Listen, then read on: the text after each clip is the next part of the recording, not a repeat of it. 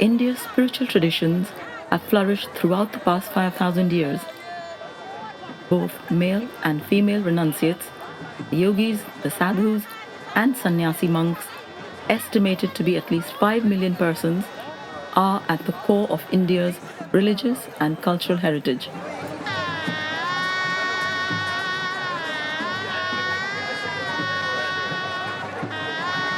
The West was introduced to India's rich gift of spirituality through such illustrious figures as Sri Ramakrishna, Swami Vivekananda, Paramhans Yogananda, the mother Ramana Maharishi, Swami Shivananda of Rishikesh, Neem Karoli Baba, Nisargadatta Maharaj, Anandmayi Ma, Bhagwan Nityanand, Swami Muktanand, and Amrit Anandmayi Devi, among others. This is the life story of one such great soul, Swami Prakashananda Saraswati of Nashik, Western India.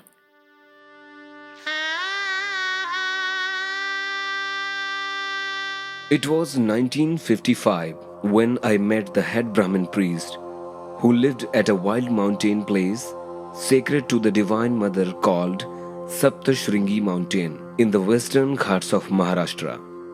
He told me, "No one goes there. It is cool and is good for meditation."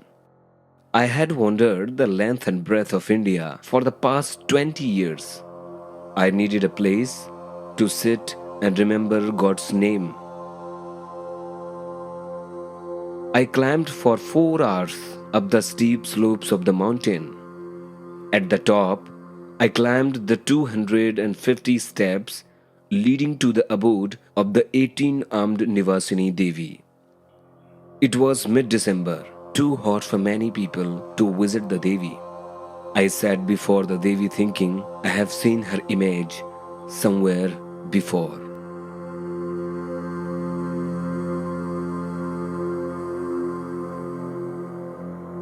Babaji, as he was commonly known, described himself in the humblest of terms as an agaram bagaram Baba, meaning a hotchpotch Baba, a bit of this and a bit of that Baba.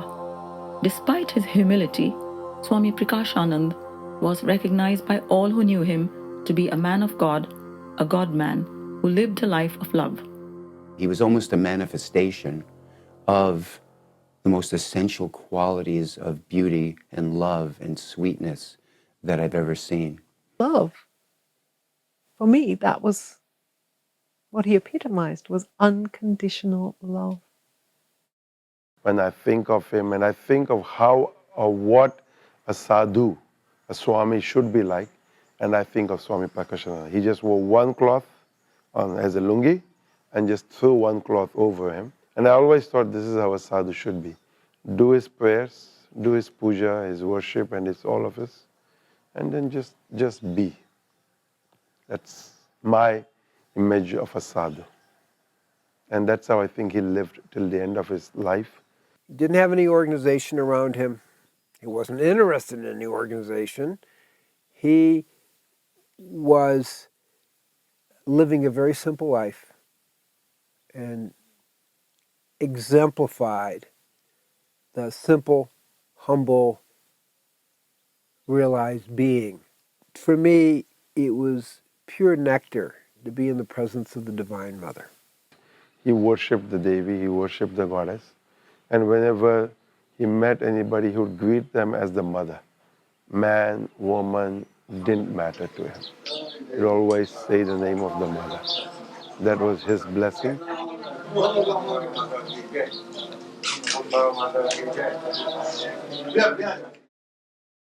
खुद का कुछ रखा नहीं उसने, खुद क्यों साधु है गरदार छोड़कर बात न करे तो खुद का कुछ विचार करके तो साधु धर्म का विरुद्ध रहता है। उनका प्रतिष्ठा के लिए, उसका प्रताप के लिए, उसका कीर्ति के लिए उसने कुछ किया। ऐसा जो कुछ किया उसने दूसरे के लिए किया। Lakshmi Narayan was born on the 7th day of November 1917 in the sleepy village of Udupi in the state of Karnataka on the southwest coast of India bordering the Arabian Sea. The boy, later to be known as Swami Prakashananda, was born into a family of wealthy land-owning Madhava Brahmins, South Indian Krishna devotees who were learned, in the scriptures and in religious rites. Udupi was also the birthplace of the great 13th century South Indian saint Madhavacharya, founder of the Dvait school of Krishna worship. It is the place of the famed Krishna temple.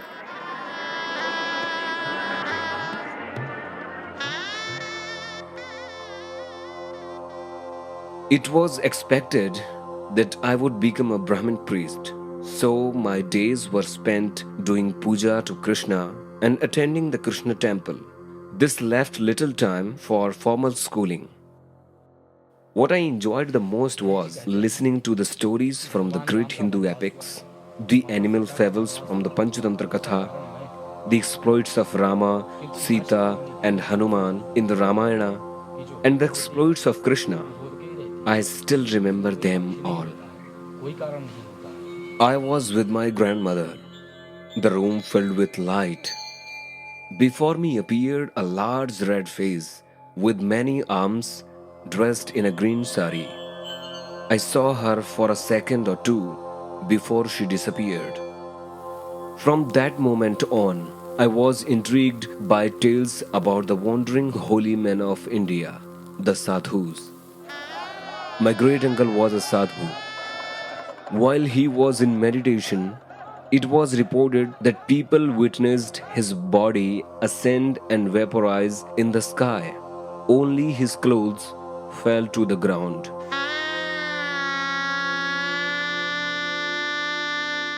Fast forward to India of the 1930s, when a revolutionary lawyer, Mohandas Gandhi, declared resistance to British policies through principles of non-violent protest, called Satyagraha. This great soul, the Mahatma, would lead India to independence from British colonists. I saw Gandhiji as God because he makes all castes and creeds one. So I joined Gandhi and the Congress party, attending marches and rallies all over Mysore state. But I was in great personal stress and confusion. I was a Brahmin landowner and householder, yet I had the socialist ideals calling. I felt this to be my destiny. Gandhi used the charkha, the spinning wheel, as a unifying symbol of Indian self-sufficiency and independence.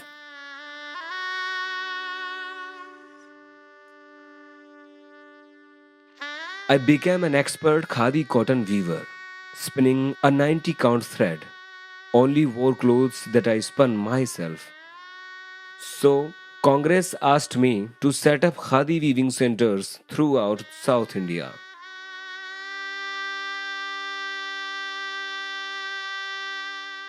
I led Satyagraha marches, truth marches throughout South India. In 1947, I was dragged off a train near Mysore, arrested and beaten, falsely accused of being a bombing suspect. I was detained at Whitefields camp with 25 of the most important South Indian leaders until the 15th of August 1947, Independence Day. I met the future Prime Minister Jawaharlal Nehru. It was expected that I would be a politician in the first Indian government. One day I look at the colleagues to the right and to the left of me. I realized they were no different to the British whom we had been fighting against. I want money, I want to be a minister. No one was thinking of the poor. This is not what Gandhiji wanted.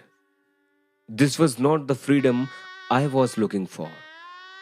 Was I to dedicate my life to the social activism of Gandhiji or to the pursuit of God? I was at a loss in knowing the purpose of my life. I needed to know if God was real. All this time I was chanting bhajans and practicing Hatha Yoga. Every day I did 82 asanas and 1000 salutes to the sun.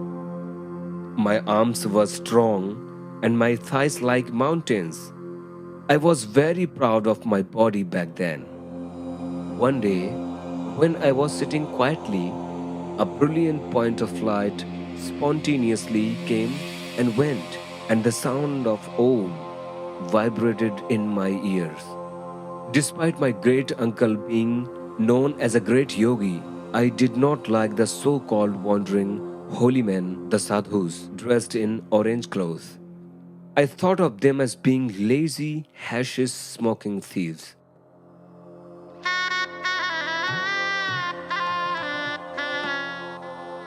I was at the goddess Meenakshi temple in Madhuri, South India. I saw 50 or 60 saffron clothed sadhus pushing and grabbing each other, shouting, "Give me a coupon, I want a coupon." I watched and thought, look what the world does for food. I made a promise that I would not eat without first working for it. An old Mahatma came up and said, "Can I get you a coupon? You look like you haven't eaten for a while." I told him, "First I see God, only then I eat." Laughing, he said, "I'll show you what no one has shown you. Is the seed in the tree or the tree in the seed? The seed is the potential in each tree. If the tree isn't watered, both the tree and the seed die. God is that potential within you." He then told me to eat. My Baba told me, "Remember God and you will find Him. Go find work. Money earned through hard work produces good fruit. By eating food earned by self effort, a person's knowledge and intellect grows. Without effort and hard work, one gets no happiness, only sorrow." My Baba gave me a mantra and the Brahmachari sannyas name of Lakshmi Narayana.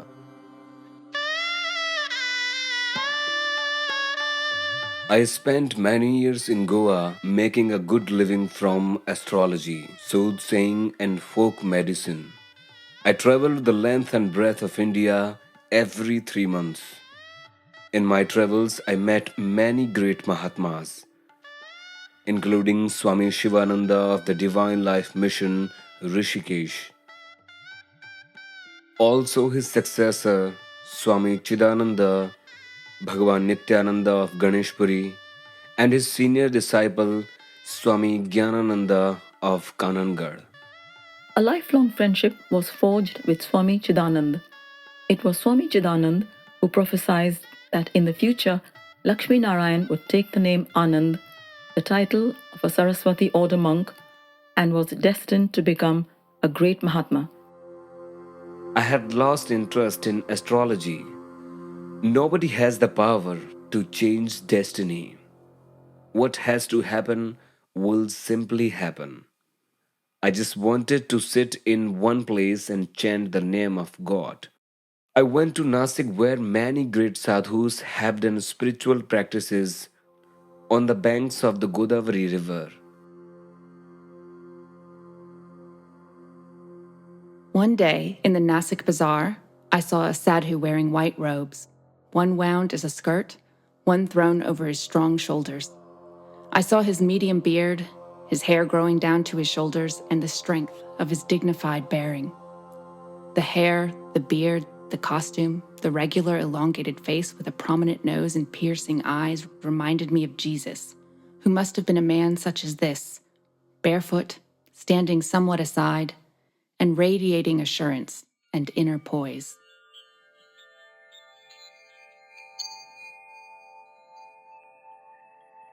I sat before the Devi thinking, I have seen her image somewhere before. A large piece of chandan, sandalwood, fell from her and landed right next to me. She was giving me her prasad. My eyes filled and I started weeping. I recognized her as the same Devi who appeared before me next to my grandmother as an 8-year-old boy. I realized over the past 30 years, she had never left me.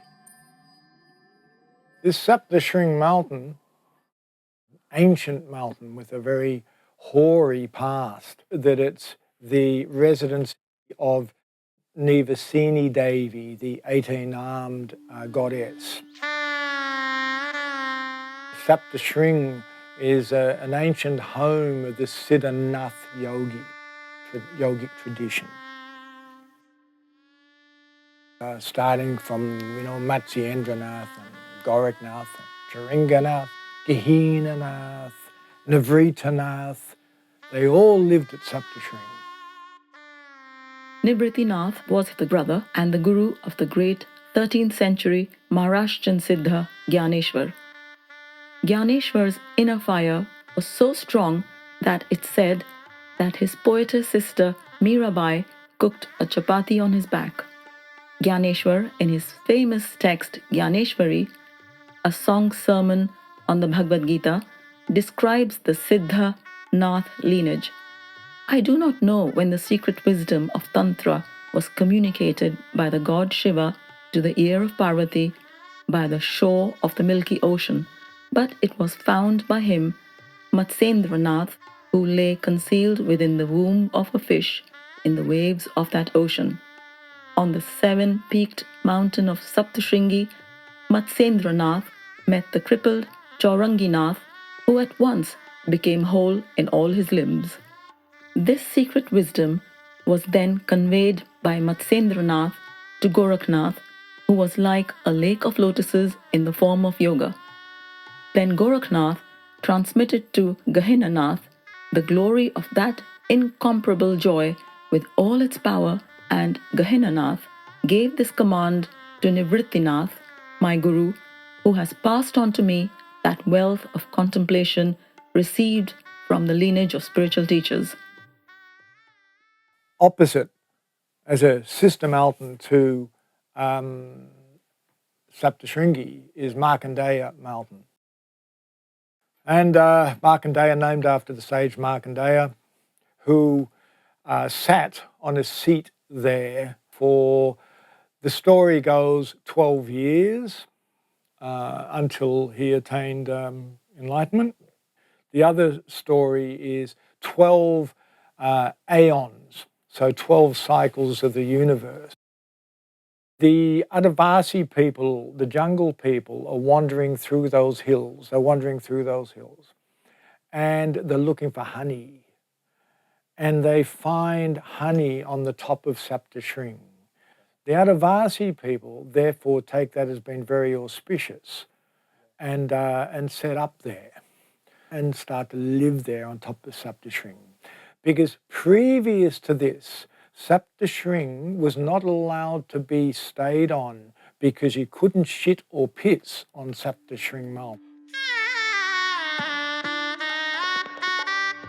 I lived in Nagendra cave for the first 7 years.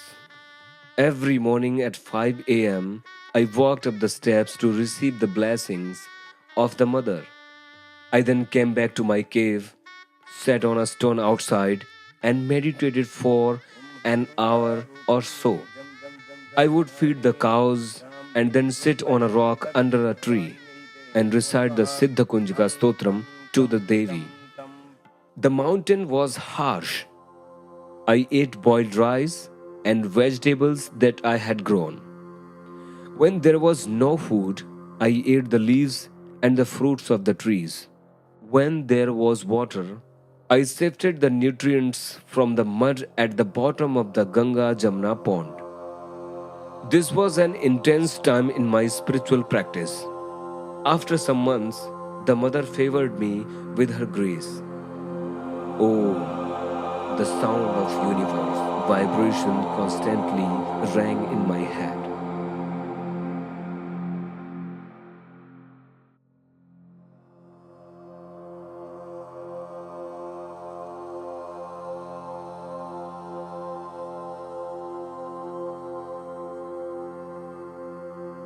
One day, my friend Bhau Shastri, a Brahmin priest, told me that a Maharaj yogi named Swami Muktananda was calling for me. This yogi was staying nearby in an orchard in a simple hut at a hamlet named Suki near Yola, Maharashtra. When I arrived, Baba Muktananda was sitting on a swing outside a hut, surrounded by a number of devotees. All the devotees bowed Baba's feet.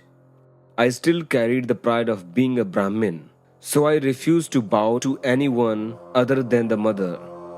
Noticing this, Baba laughed.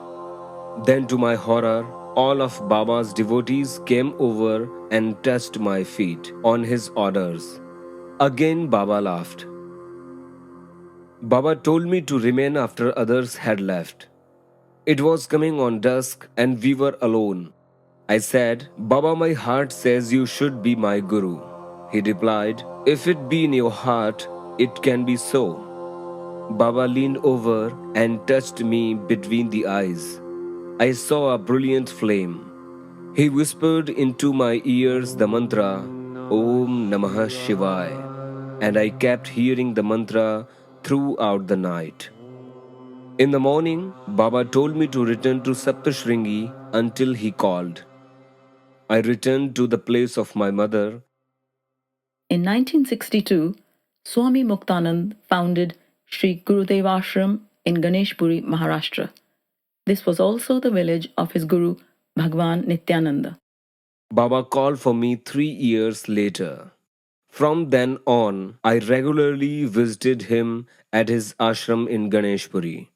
Muktananda loved him and had tremendous admiration for him and recognized his enlightenment.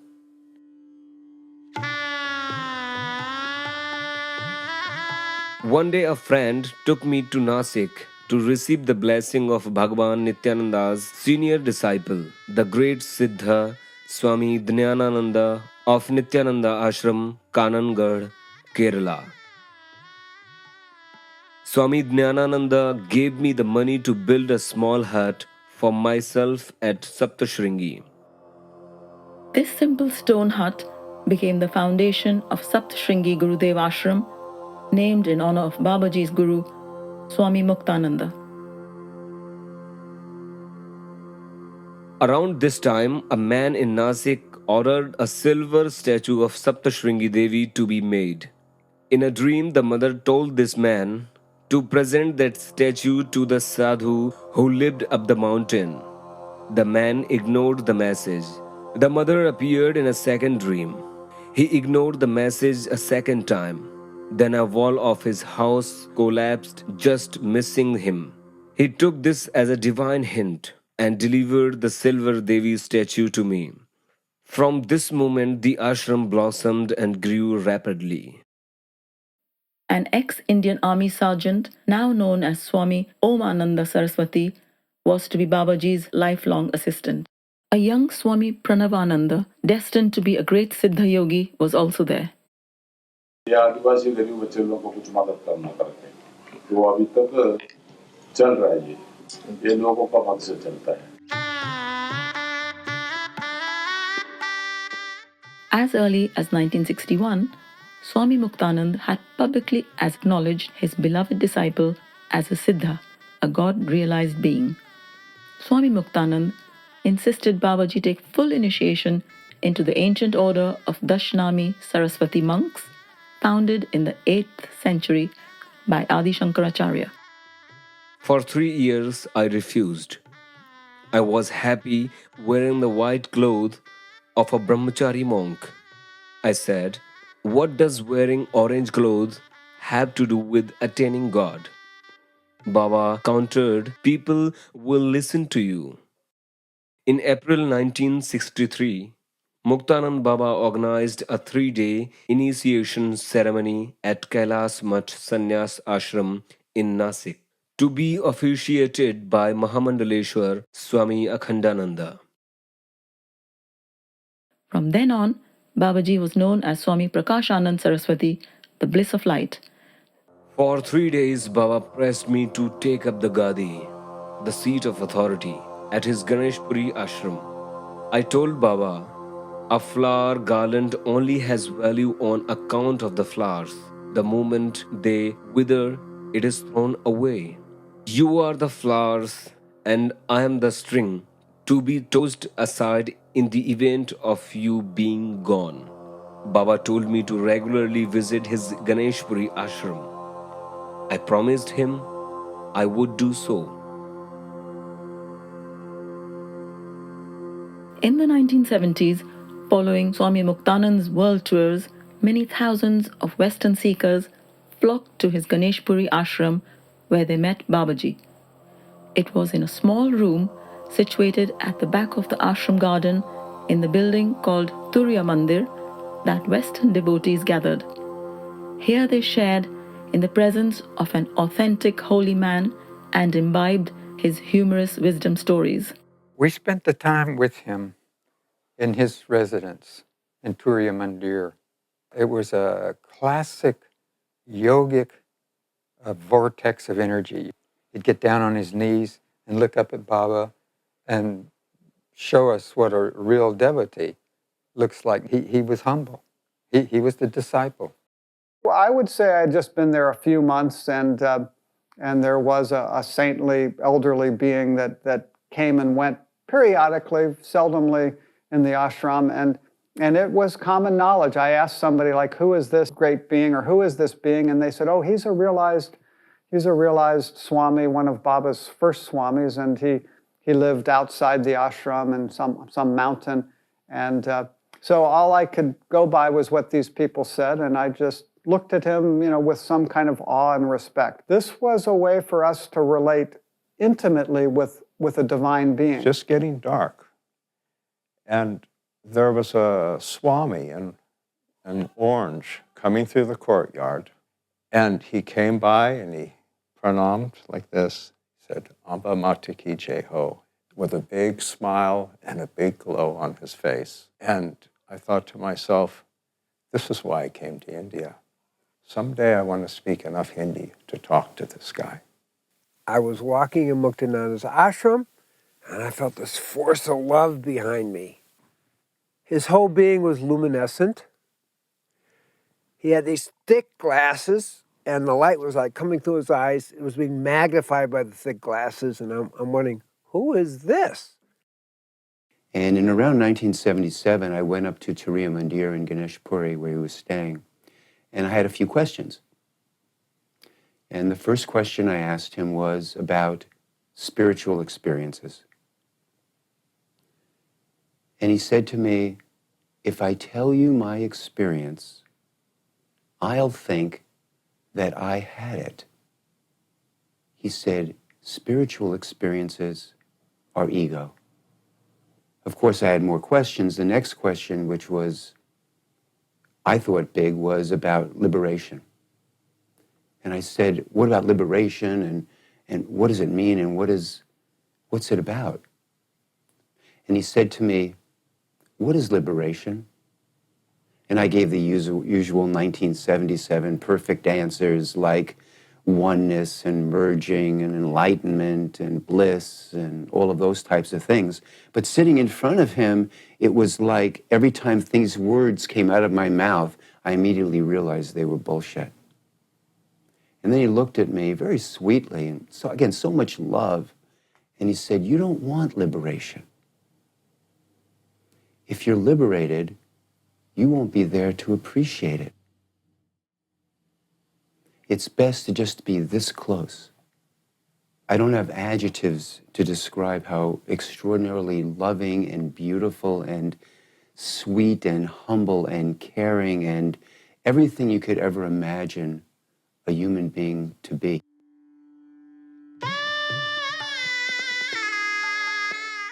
It was a rare Westerner Babaji allowed to reside at his isolated mountain retreat, and there were never more than 2 or 3 permanent Western residents. The first to arrive in 1971 was a young man named Raoul Contractor. In 1974, a Canadian arrived. He was later to be known as Swami Devanand Saraswati. He was also known as the historical author Ishwar Sharan. In 1975, Australians Dean Das and Jane Das arrived, staying into the early 1980s. In 1976, Dean Das introduced Titus Foster, an Englishman, to Babaji. Titus, who later became known as Harihar, was Babaji's translator and assistant for many years. And then looking upwards and seeing this buffalo horn that just goes up and up and up and up, sharp around the edges, and realizing that's where the ashram is. It's up the top there. We're heading up the mountain. We are told there's no path there. Dry creek beds, but there's arrows chalked on rocks showing that you're on the right creek bed. And it was getting dark. I think it took 3.5 to 4 hours climb to get to the top, about 10 o'clock at night, and just come into this sort of village and see this blue stone building there with a blue stone wall around it. Bowed down, walked into this little darkened temple with a couple of lamps. Staff brought us some water. Firstly, he said, "How long do you want to stay?" And I said, "I don't know, Baba, I just got here," wiping the sweat off. And he said, "You stay lifetime." And then he just walked in the other room. So that was it. I didn't leave. And I haven't left. And as you get nearer and nearer Saptashrungi is one mountain on the Western Ghats, and you could see looming out of the mist and the heat haze, you could see this kind of huge bulk. You could almost feel the power of this mountain. Very dry, very little vegetation, and very extraordinary, very primal, as primal as you can get. It's kind of like a wedge or a sliver of rock, which is kind of sits on the plateau. So you have the plateau of Saptashrungi, where you got the village. You got this massive, great wedge of rock, which is about 2 miles long and quite narrow and jagged. Devi has her temple kind of plugged in to the sliver of rock. Harsh, but also incredibly beautiful. The ashram, Sri Gurudev Ashram Saptashrungi, it was the ideal ashram. It was the ideal size that you wanted an ashram to be. And it was pristine and all built of bluestone with a bluestone wall around it and courtyards separating the buildings. There was a hall, quite a reasonable size hall, fit maybe 100 people in at a squeeze, 80 people. It was quite magical. Now, in the monsoon time, to stay there as a Westerner, certainly, or as anybody actually, took a lot of courage, really. The rooms leaked, they definitely did. I was very fortunate because I was given a room. During the monsoon, what I would do, I found an old door and I got it in there, and the door just took me a little bit above the level of these damp stones. They gave you some blankets and they gave you a very manky kind of sheet. And they were never washed. If you were really lucky, they gave you a mattress, but I never, ever got a mattress.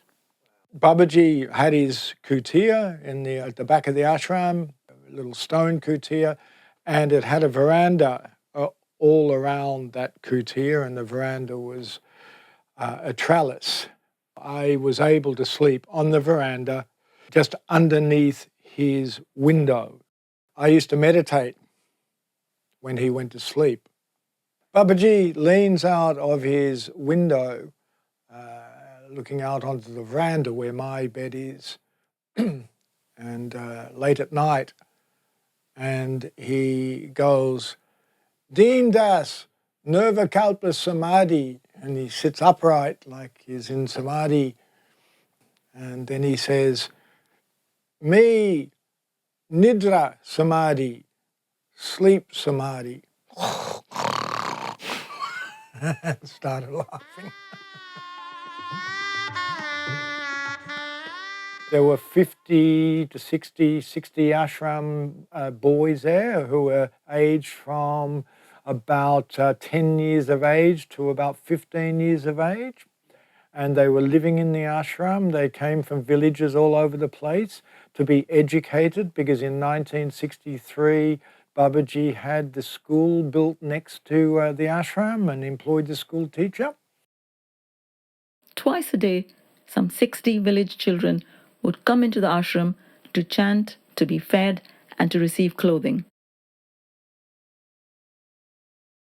And when you talk about Babaji, you've got to get this whole thing about children. He really had a thing about feeding children And, to educate the children was really important. जब 7वीं तक की school है तो केरा पाड़ा में गरीब बच्चे लोग रहता है उनको पढ़ने में कोई सहूलियत नहीं है 40-50 बच्चे आश्रम में रहता है उनका सब खर्चा आश्रम से करता है बच्चे से भी सरकार से भी कुछ रहता नहीं यहाँ भाव के लोग कुछ मदद करते हैं इसके ऊपर से ओम नमो Jagdambe प्रकाशानंदाय The children would be in long lines and they were served. Om Baba used to serve them with a ladle, a lot with dal and rice and chapati. And Babaji would just sit up the top of the hall there like a headmaster.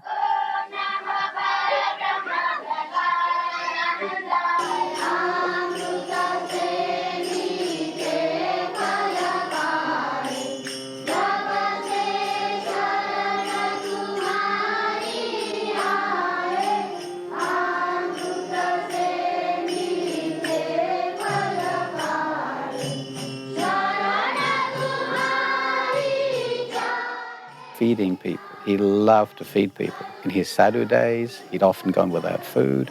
He knew the value of a grain of rice.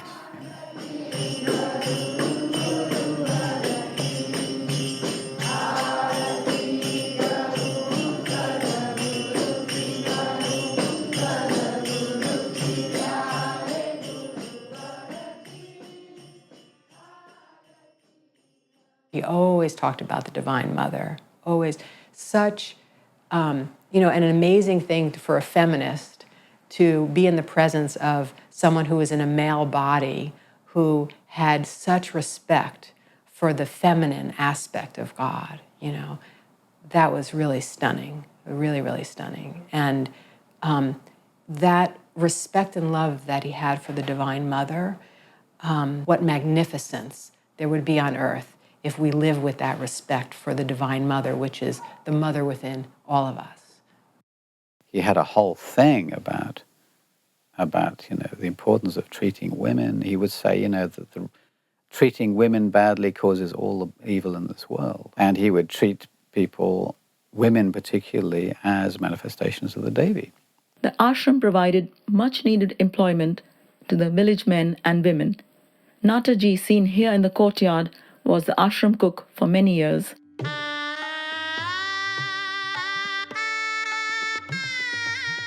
Babaji had great love for sadhus and the sadhu tradition, brotherhood, or it could be the sisterhood.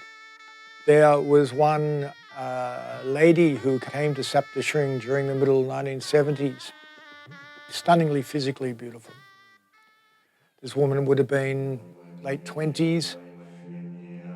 She came and took up residence in a small, old 14th century Shiva temple. And she swept out the temple and she reconsecrated that temple.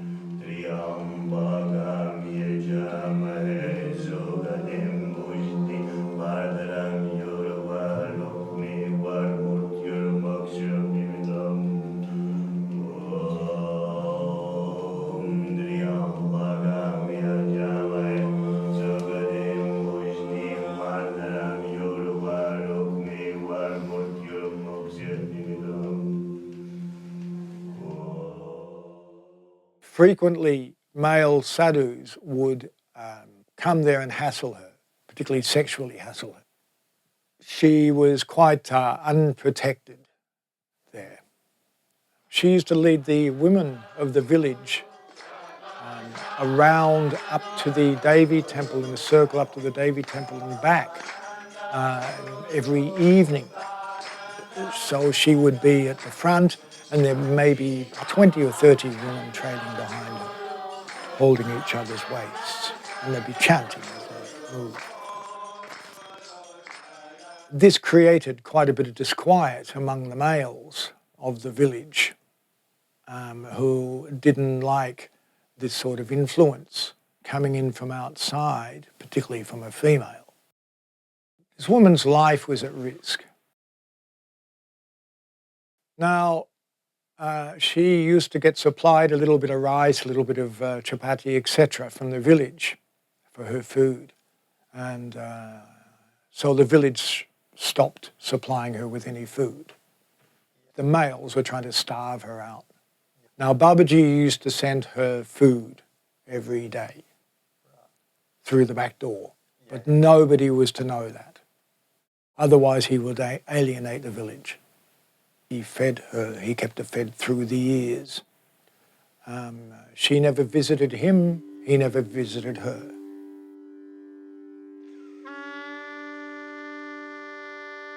The first lot of visitors would come up the mountain at about 10 a.m. roughly. And they were usually, they were sometimes families, they were everything, a Brahmin priest, a farmer, a lawyer, the total gamut of society would turn up at the top of the mountain there. The visitors would arrive and Babaji would be sitting on a gunny sack on a stone step at the front of the hall, at the top of the hall. Next to him would be a big throne seat which Muktananda gave him in 1963 to sit on. He had a photograph of Muktananda on it, and he used to put all the offerings and all the vegetables that would be put on that seat. Visitors would come and he would inquire about their families.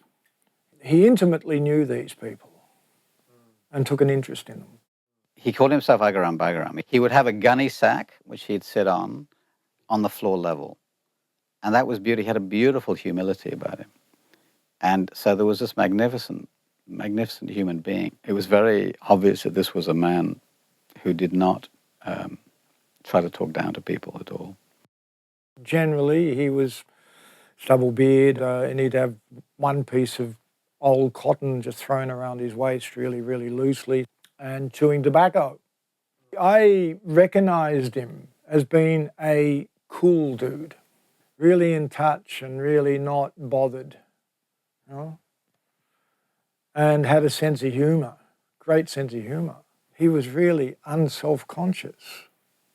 He was just there. He was just in the moment. He never left the moment. It was his informality that certainly captured me. His comfortability in his own skin. Here was a man that was just himself. One emotion flowed into the next according to the given circumstance. Each one like natural and appropriate. And there was no attachment to it at all. Angry means top angry, but 1 minute, only 1 minute. Second minute, no. She don't know. I am angry. This is very good nature. Sometimes this cloth removing and langoti. You see. One time Baba angry, this cloth remove too. Then just like this fire coming. Fire immediately close. We feel this fire coming. And when you're around Babaji, if you're being given a hard time, you can rejoice because it means you're being treated as a disciple. He knew how to crank it up.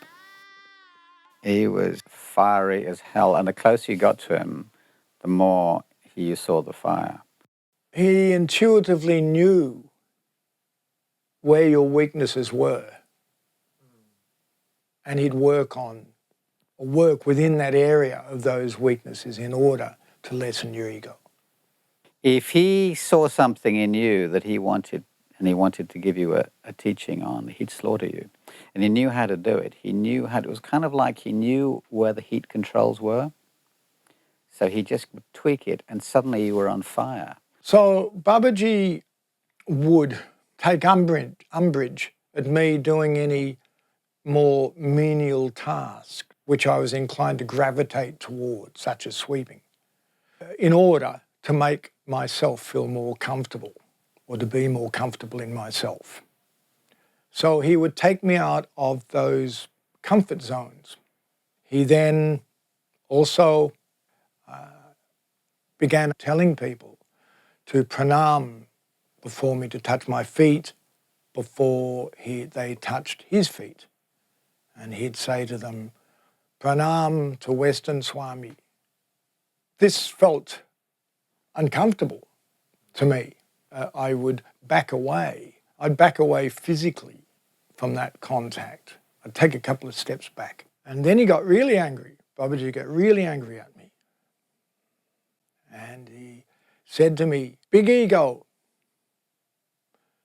little ego, i.e. humble ego, all the same, all ego. The power of the Devi came through this man. And Babaji gave me a little room, and I was doing 6 hours a day meditation. And I sort of felt that's what I had to be doing at that point. And I started to have all these experiences of Shaktipat, all the classic ones, all the kriyas and the visions and the dreams and the feeling of grace which was there, started just permeate into me. Simple sadhana means you sit and which mantra Babas give, this is repetition.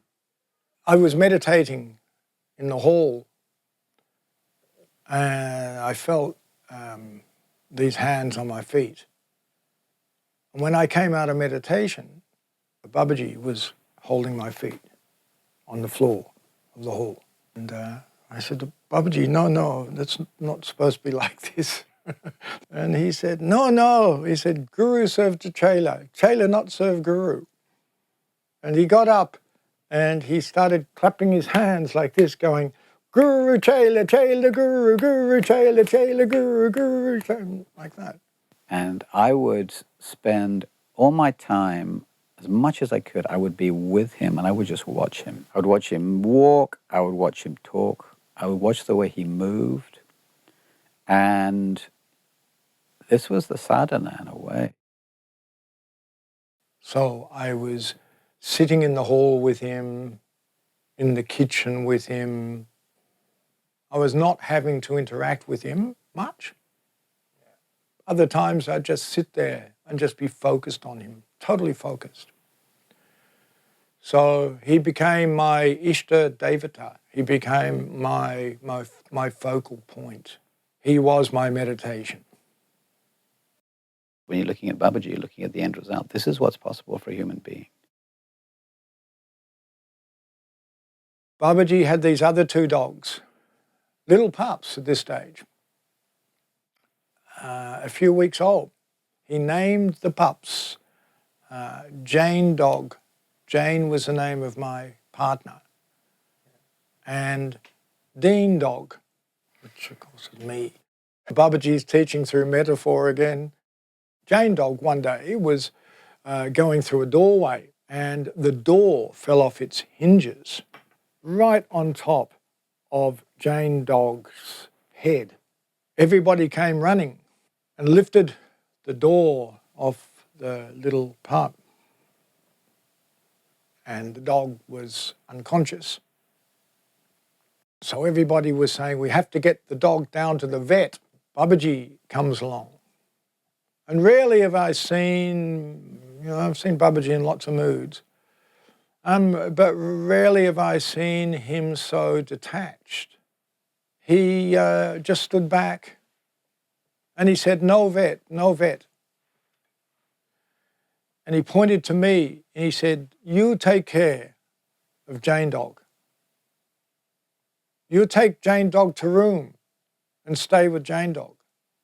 This pup started having epileptic fits. This went on for 3 days and 3 nights.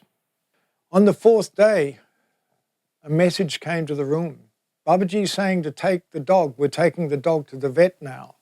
Then a message is sent for me. Where's Deendas? I came out into the hall and Babaji was there and Babaji said, where have you been? And I said, sleeping, Babaji. And he's sleepy. He said, you stay here. I said, Babaji, I'm exhausted. And Babaji just looked at me, so detached, so cold. and said, "You have done nothing. You have done nothing at all." Jane Dog came back as dancing dog. So the pup would run in circles to get anywhere. And Dancing Dog was a very esteemed member of the ashram for many years to come. Really important for anyone, wanting to kind of think about Prakashananda is to see Pranavananda. Swami Pranavananda was a Bengali Swami, and he came from a very rich family in Calcutta, I believe. He was a most exquisite man. He was quite short. He was about 5 foot. And he wore a single bit of cloth, which he would tie here. And he looked like Ganesh. Pranavananda spoke beautiful English. He was a highly educated man. He'd been an engineer apparently originally, and he became a sadhu. And he was really a classic sadhu in a way. वो सब 78 में मेरा ख्याल यहाँ था, यहाँ से वो पाटना गया, पाटना भी जाने का सब था, बाबा जी ने किया था, तभी वहाँ पे जाकर उनको मिलता था.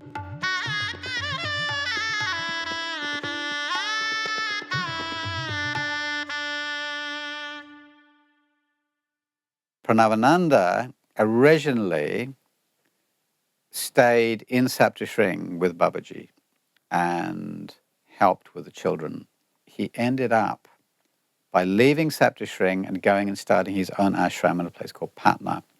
Patna is near Chalisgaon. It's a forest environment, and there's a Devi there called the Patna Devi. He went there and he did sadhana.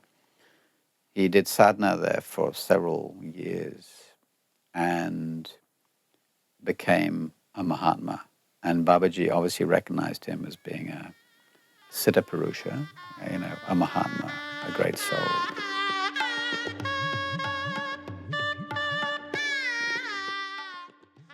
He was moving down to the plains of Nashik, in fact, is where he moved to. And his health was not good. He'd been living in very appalling conditions. Babaji had actually moved into a bungalow in a place called Nashik Road. And the bungalow belonged to Mr. and Mrs. Kalka. For the next 3.5 years, basically, he lived in that little room. Babaji had to go to Bombay, which he did fairly frequently, for an eye operation because he had problems with his eyes. It was in the afternoon, he was taking his rest. He suddenly felt these 2 invisible hands grasp his feet in some kind of supplication. And immediately he realized that something had happened to Mrs. Kalka. And what in fact happened was that Mrs. Kalka had been cooking wearing a nylon sari. Somehow the nylon sari had gone up and she was severely burnt and she was in hospital. And Babaji, the minute he heard this, jumped in a taxi and went back to Nashik, but was too late and she had actually died. What happened was that he then went on a fast of black tea and water biscuits. And this went on for about 6 weeks. Babaji then woke up one day and said, Mrs. Kalka's okay now, and I'm going to stop this fast. That somehow he had taken on the karma of Mrs. Kalka. Somehow, on some level, Mrs. Kalka's was now free. The other thing that he did, which was rather controversial, he had statues of Mr. and Mrs. Kalka, big statues, almost the same size as the Devi herself, actually. And they were each side of the Devi. And he would literally do puja to them. I mean, this is the humility of the Guru, It's 10 o'clock and the visitors are starting to come. I can see the scene. You had a big statue of the Devi, and there was a Sri Yantra that somebody had given him. And, it was like bees to honey. The word got around, Prakashananda is living in Nashik. And he would be right there available. Because Babaji's health was not good, you know. His blood pressure was all over the place. Kind of like his kind of sacrifice. That's how it felt to me. You know, he was sacrificing himself in a way to these human beings who would come, you know. There was me and Harihar who would stay there, and we would sleep in the front room. And there was foreigners who would come and go and visit. He would tell stories. That was one of the things he did, is he told stories. So this was kind of the medium that he used in a way to transmit his grace. And he told them with humor. And sometimes, you know, the characters in the story would become the people in the room. So you'd got to play with it. And he'd have a lot of fun. So for example, if he knew anybody in the room, he would use their name in the story. And then he might be a real a fool or a bumpkin or a, you know, uneducated, but he would play. He was willing to participate. And Prakashananda would take full advantage of that, you know, but he would laugh. The way he talked, he had so much power and so much of the Jnani realization behind him that his words had great meaning, even though it seemed simple. To me, he was extremely poetic. He said, I could tell the whole Mahabharata in 1 month for 2 hours a day and never repeat myself. And then he got into some subplot in the Mahabharata and he couldn't remember the names of those people. And he says, you know, I forgot his name, but not to worry. He says, all their names are in my belly. Just amazing to stay in this really, there was a 2-room apartment, and to stay where he received people and just see the wide variation of people coming through, the little children, you know, the local mothers, the local men, and also the kind of important sadhus of really the whole Maharashtra state region. We would hear these beautiful, elaborate stories. After spending 2 or 3 hours in Babaji's presence in the room, we were free, we were radiant, we were happy. And it was like being insulated from the world and all of its harshness. I opened the door, I stepped over the threshold, and I walked into a different state of consciousness completely. There was no mind. There was no thought. Very soon after I started to do Babaji's Seva. And Babaji's Seva, what did that mean? It means you had to be all the time just focused on what the Guru wanted at that moment. The sadhana was absolute vigilance. And all of what was going on between him and particular devotees who were there, you were just completely there. And maybe Babaji would say, go and get this, go and get that, go and make him a cup of tea. I was sitting, meditating, this was very early on, and he was in his room. I think it was in the afternoon. I was sitting and I was starting to have a few kriyas.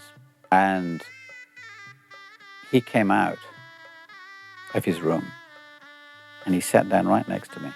I was still in meditation. And I became aware that he was sitting there. I opened my eyes.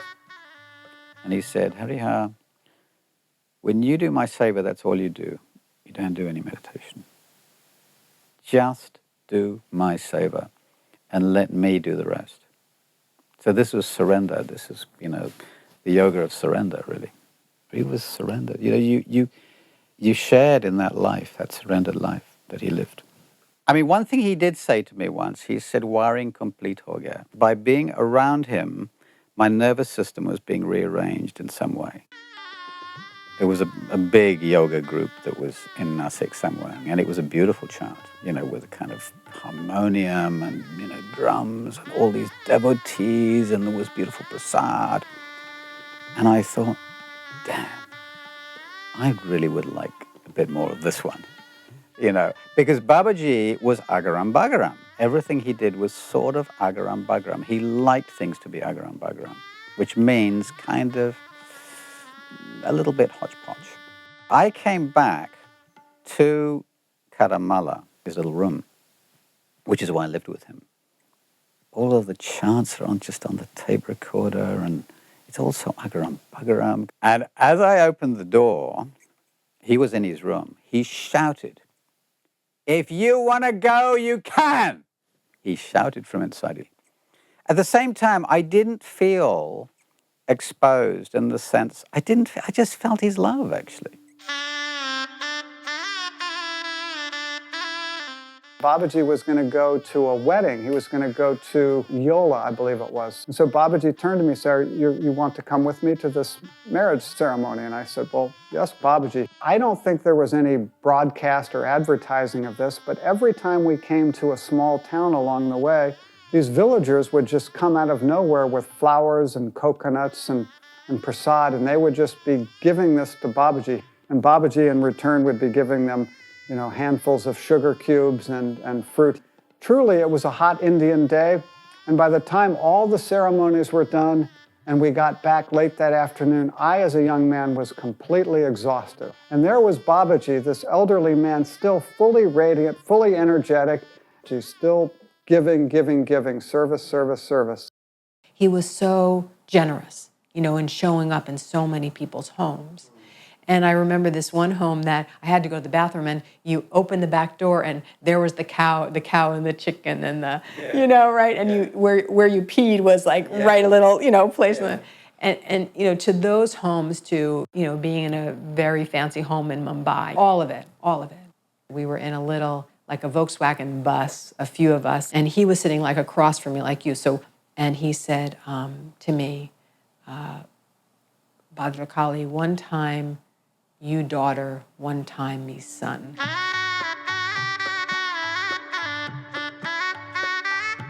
It was the morning of the 2nd of October, 1982. There was a knock on the door maybe about 4 o'clock.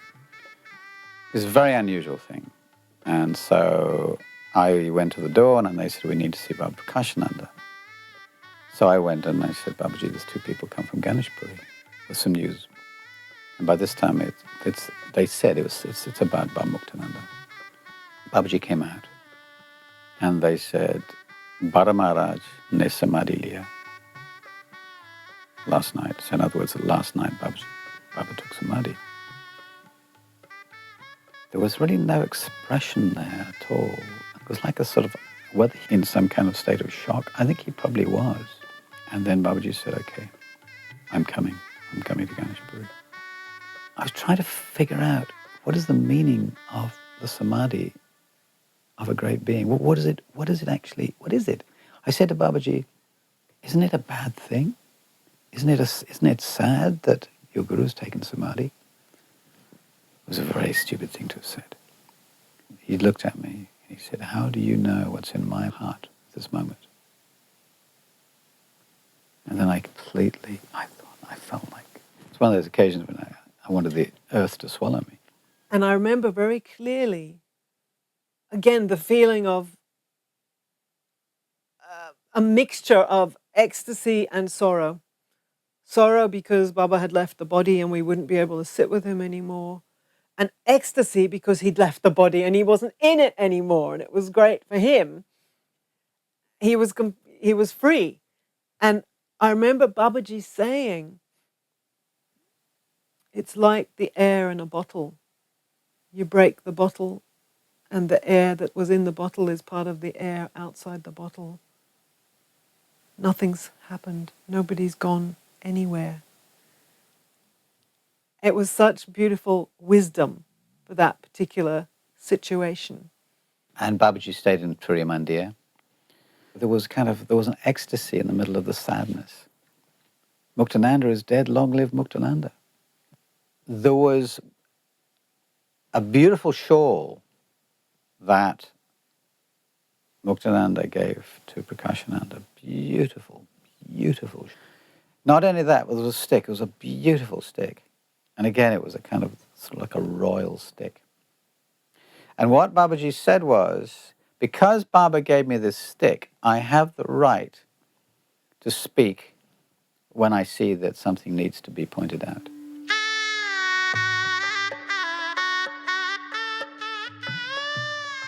He would say to people, how can Baba ever go? How can the Guru go? Of course he can't. On one level, the body, just the body.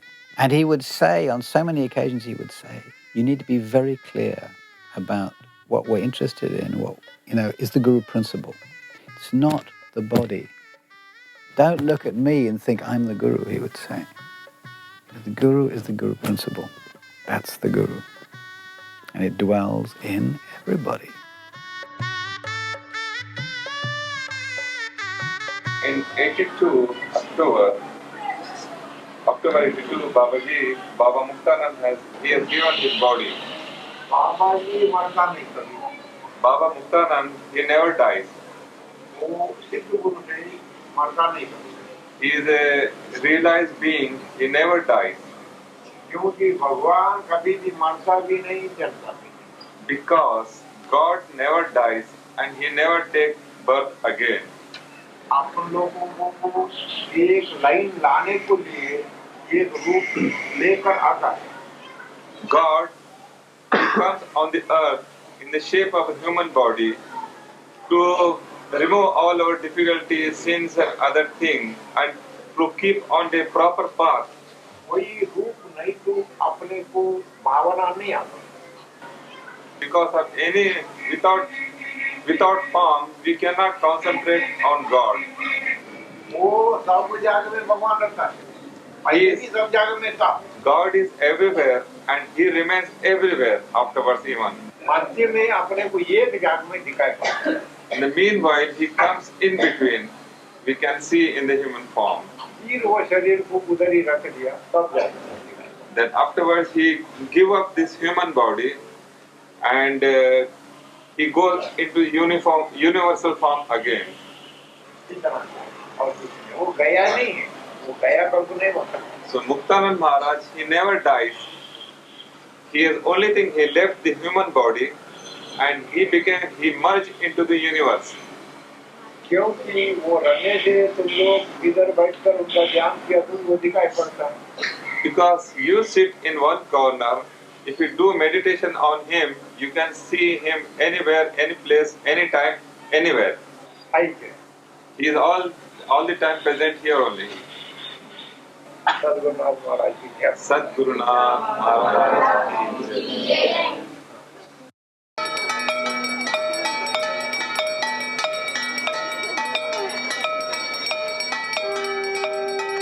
A body is just a body. It is a house we live in for a while. No matter what you do, it is falling apart like any old house. Mend the ceiling and the wall caves in. Mend the wall and the plumbing goes bad. Mend the plumbing and the floor needs repair. One day it will just fall down. Nobody can do anything about it. We all are destined to die. When I go to sleep at night, I think I might not be here in the morning. The mother gives life and she takes it away.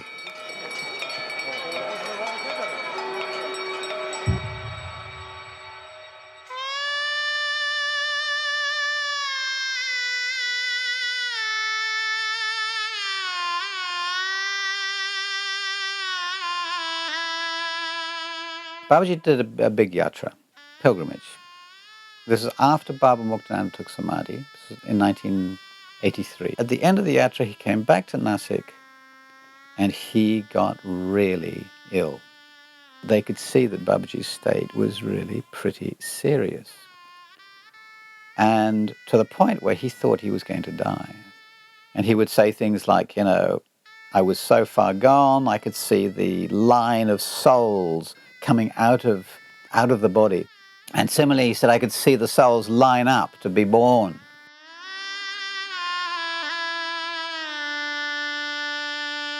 Nobody quite knew what was the matter with him. Now, his doctor was a man called Dr. Rajhans.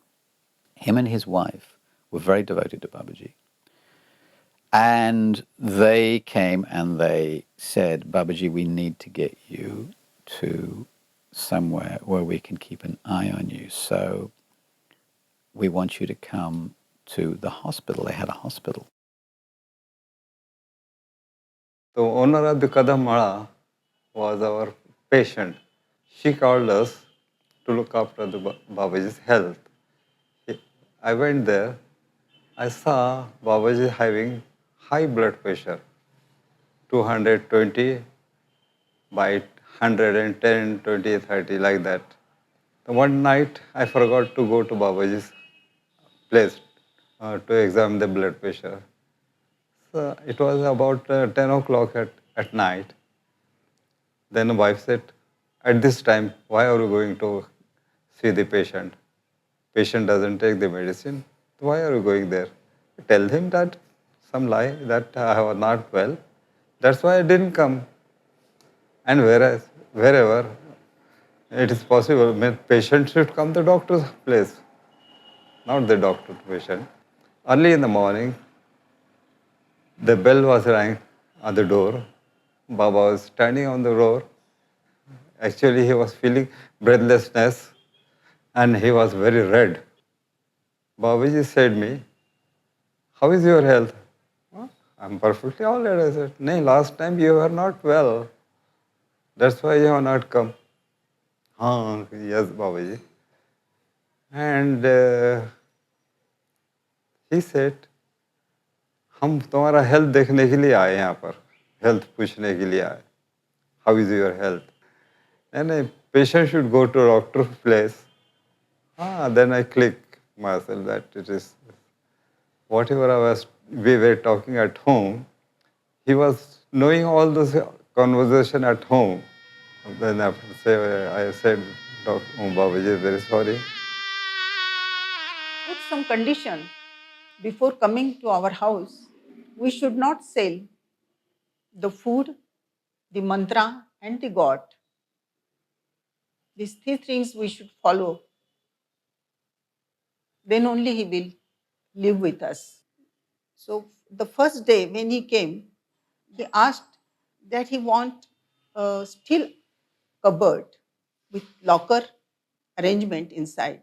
So I thought, why Babaji is asking steel cupboard with locker? He must be having lot of money, gold, and some precious stones or foreign exchange money. So he wants to keep it in the locker. We arranged for steel almari, steel cupboard, and that day he came with his all devotees with Baba Muktananda's photo, Bhagwan Nityananda's photo, and Guru Paduka. Our building is 3-storied building. Standing at the ground, he said, I am not coming to your house. My Guru, Muktananda, he is coming to your place. Take their photos first, Paduka first, then I will climb the house. So we had satsang in his presence, in his apartment, and sweet distribution, prasad. All devotees left. Only 3 of us remaining in the apartment, Babaji and both of us. Then he asked my husband, where is the locker?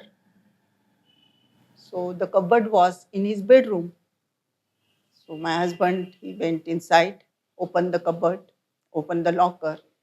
And what we saw, that Babaji took his Guru's Paduka and put it in the locker and locked it. And he was sitting on the bed and watching our face. What reactions we have.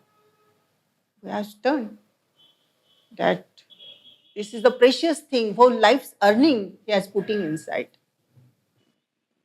Babaji came into our lives when we were pretty young, and my house actually transformed, from a house to a kind of a ashram, I would say.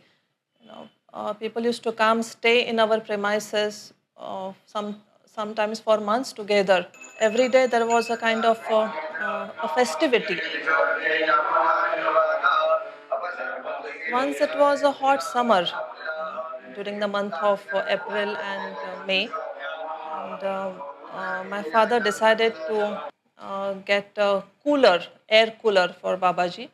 So we were very excited, we all 3 of us, that we have got a cooler, we have got a cooler. But then my father said, Ki, no, it's not for you, it is for Babaji. And we were a little disappointed. So my father took the cooler to Babaji's apartment, And he took the plug and he was trying in different sockets. But somehow the cooler was not working. He went into one room, tried to apply the plug into the socket. It was not working. Then he went to another room, the third room. Then he called an electrician. It's not working, so you try and see what is wrong with the cooler. Electrician said the cooler is fine, but could be there is some problem in the sockets and it's not working. So my father again brought the cooler upstairs in my house. And the moment the plug was put into the socket, the cooler started working again. So he said, the cooler is fine. So he again took the cooler down to Babaji's room and he again started trying, various ways so that the cooler should start working. The mixer was working, all other electrical appliances were working, but the cooler was not working. And finally Babaji told him कि यहाँ पर ये नहीं चलेगा. The cooler will not work here. You take it to your home. The moment we put it into the socket, it started working.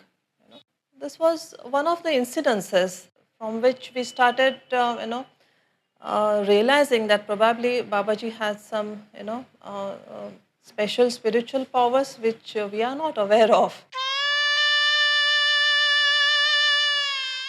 Sword has one side sharpness, but when you stay with a realized being and with a sannyasi, the sword has sharpness on both sides.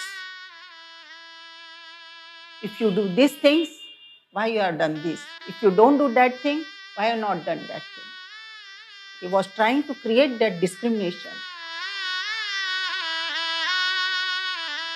I think within 5 days or a week, Dr. Rajan wanted somebody to stay in the front room with him. I started spending the night in Baba's front room at the hospital. He had a kitchen with a hall and a bathroom, and then he had his private bedroom. All the time when I was doing Baba's Seva,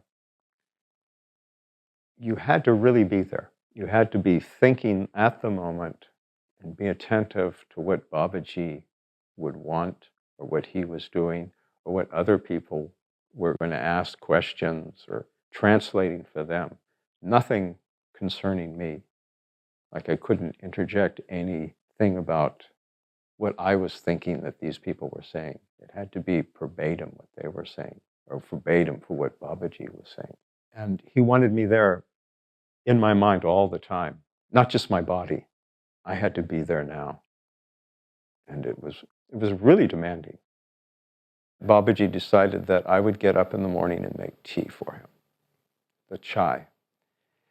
So here I was, 4:45, making tea. And I did it the standard way. I boiled the water, I put the tea in, I let it boil, I put the milk in, then I put a little sugar in, I strained it, I gave it to Babaji. So he drank his tea, and I cleaned up, and then I went outside and drank my tea, and was feeling very happy that I made tea for Babaji. And so Indians were coming in and queuing up to see him and asking him questions and talking.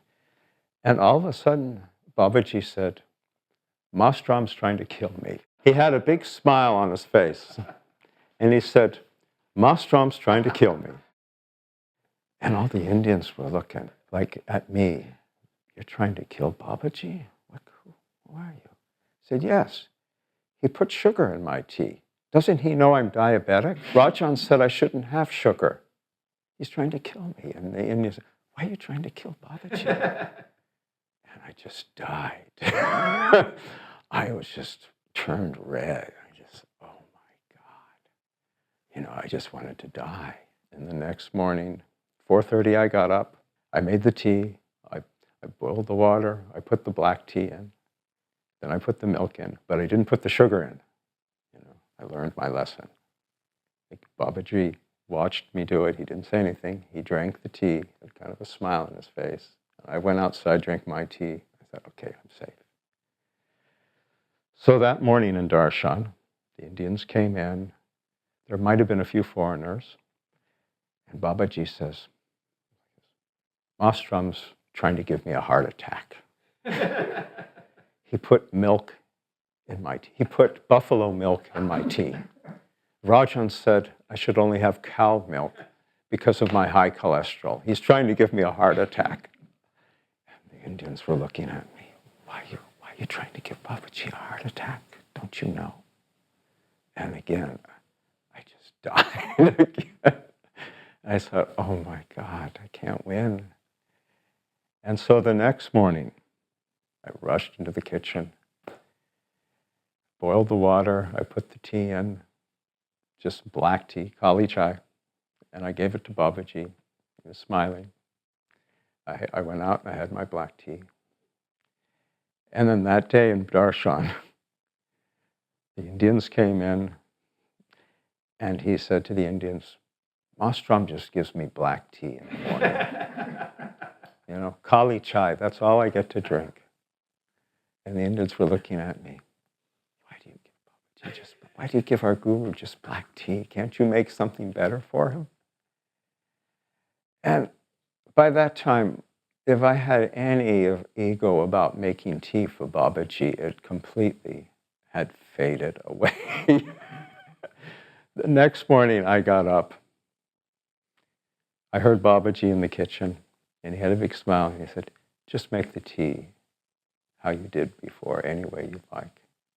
So I made him the tea with the boiling water, just with a little milk and a little sugar. He drank it, and he didn't say anything in Darshan that day. But I learned my lesson, that Babaji wasn't going to have me around for my own personal ego.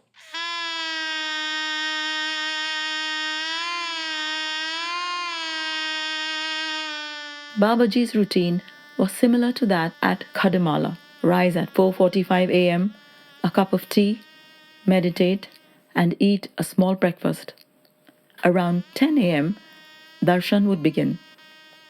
Dr. Mrs. Rajhans served Babaji lunch at 12 p.m. Rest time until 3 p.m. Then came the afternoon darshan, followed by the children chanting and prasad.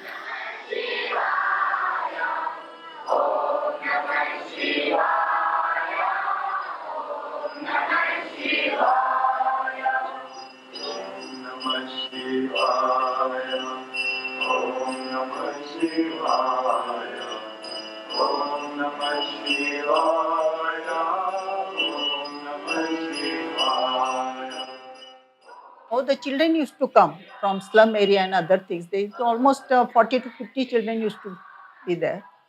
Evening Aarti, my husband used to play the harmonium, used to have bhajans. The children used to chant that bhajans, and it was a beautiful satsang. That time, some children used to just go into meditation. They just lie down, small children, 6 years, 7 years, like this. And that time Babaji used to say, see Mataji, this is dhyan. There is no method, there is nothing. These children are having dhyan.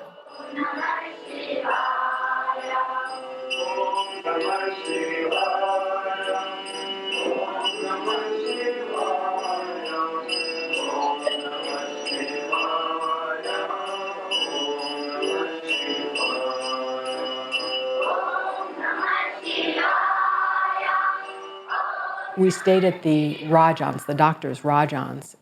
They had a hospital, and they had dedicated some of the rooms in the hospitals, bedrooms for the Westerners who would come to be with Babaji. At the end of the session, he would offer bananas for prasad. And he would say, did everybody get prasad? And he had a hand of bananas. He said, did you get prasad? And you say, no, Babaji, I didn't get prasad. So he'd tear off one banana and he'd hand it to you. That ever since this banana was a flower, it had your name on it. So it's meant to come to you. Boy, this is different, like there's something special about being with this guy. He's got another angle on life and things. And it was a light-hearted, fresh view. You don't read this in the scriptures. We would hear these beautiful, elaborate stories. We'd get to see the Indian culture come and go as they received darshan from Babaji, and we'd understand that people were offering their problems and to Babaji's feet, and Babaji would be offering his practical solutions. And then he would interweave stories to us, and we would be nourished. We would be like a tree that's well watered and it sprouts. Being in his presence that way and being part of his schedule for a few days was really illuminating to watch and energetically to experience. You walk into his presence and you are enveloped by a care that is beyond our comprehension. You know, a lot of his actions were his message. He didn't have to explain things. A woman came in with her daughter and her baby, her new baby, and she was laying out all her woes because he was the guru of a lot of villagers, a lot of regular people. You know, they were poor people, but he was totally available. And Babaji would get every detail. And he would say, what was the name of the daughter? And what was the name of the disease that she had? So he had this rapport. He just drew the woman right in. And then he'd send Mastaram into back, and he'd say, bring that poster of the night sky, and bring the magnifying glass. Prakashananda unrolled it on the floor, and he got down on the floor, on his knees, with the magnifying glass. You see like galaxies, you see distant stars, you see the skies go to infinity. And he's looking around the poster, and he sees one of the tentacles of the galaxy. And he zooms in on that, and he said, we are right about here. It took her a few minutes to make sense out of it, to really get the message. And he would say, now do you have any other questions? And devotees were coming to see him every day. The children came and they chanted in another room. I was there with my little boy, and he sat very quietly during the darshan. He was really happy sitting there with Babaji. And we used to all come in every morning and we'd bow at his feet, touch his feet, and Babaji would put his hand very carefully into the kumkum, the red powder, and he would touch our forehead. He would touch my little boy would bow, and he would touch my little boy's forehead. And I remember there was a dog that used to come every day, and he would do the kumkum on the dog's forehead. And in his company, I think everyone felt unconditional love, which is why you could have so many different people in the room from all different caste systems, all different wealths, even non-humans, you know? It was this unconditional love. One devotee was a young man, like 22 or 20 years old. He used to come, his name was Shiva, and he used to sit near Babaji with eyes closed, doing dhyan and everything. One day Baba asked him, why you are closing your eyes? Does not God is outside? There is no need to close the eyes. Then outside, it's God only. Inside also God only.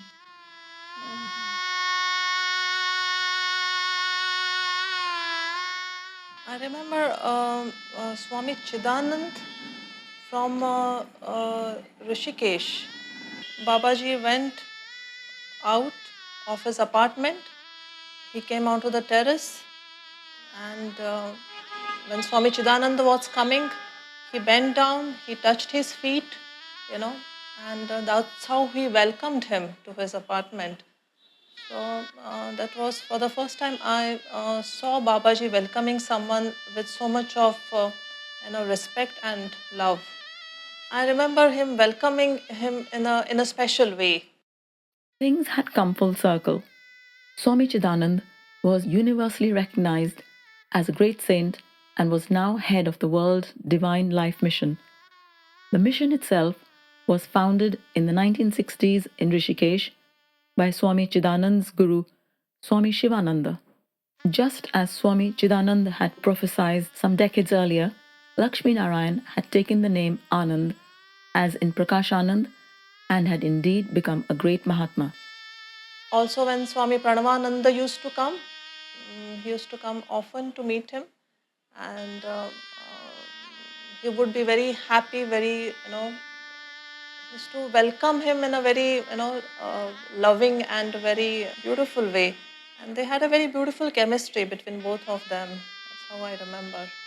One day, Babaji took me into Nashik, I think, to meet the old Mahamandaleshwar, the head of a big order of holy men, sadhus, sannyasis. This old man was none other than Swami Akhandanand, the Mahamandaleshwar of Kailash Mutt Ashram in Nashik. Akhandanand initiated Babaji into the Saraswati order in 1963 with the name Prakashananda, the bliss of light.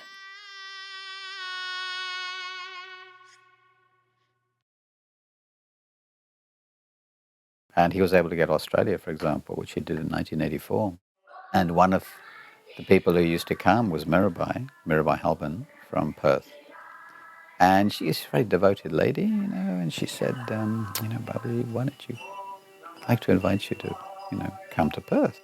So that happened in December 84. And on his passport, he insisted on putting the fact that his father was Swami Muktananda Paramhamsa. And he was asked about this. Eventually they accepted the fact that Swami Muktananda was Babaji's father, because he said words to the effect of, well, for a sannyasi, your father is your guru. So eventually he got the passport and he got the visa. Before we left Bombay, there was a whole reception for Babaji. All his devotees came to the airport to wish him goodbye. It was really very moving, very sweet. It was quite a big deal at Bombay Airport. When Babaji arrived in Australia, immigration people said, "What are you coming here for?"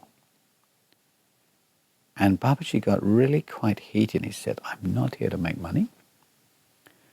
I'm not here to set up any kind of yoga school or anything like that. I've just come to see I think, whether he called them friends or devotees, I'm not sure. But he really wanted to make the point very clear that he was not there to exploit anybody at all, neither the government nor individuals. He strictly said, no advertising that I'm here. It was just word of mouth. I think he wanted to keep it very low-key and very intimate. And that's what it was, Very sweet.